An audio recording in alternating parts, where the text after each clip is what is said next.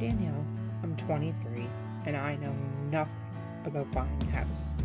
Luckily, my boss, Kip, knows everything about buying a house, so I'm going to ask him some questions. Welcome to Kip's Crash Course for First-Time Homebuyers.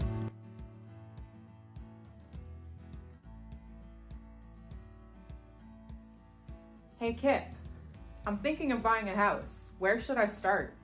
Great question, Danielle. First thing you gotta do is you gotta get pre-approved. Why should I get pre-approved?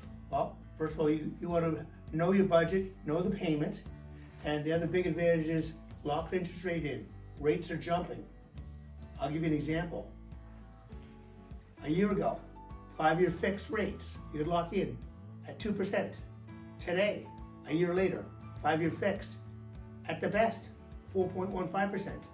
So what that means in terms of payments, a payment a year ago for a $300,000 mortgage, this is principal and interest, not property taxes, it was running $1,270 a month for, again, that's 2%, $300,000 mortgage. Today, at 4.15%, a $300,000 mortgage, a monthly payment is $1,602.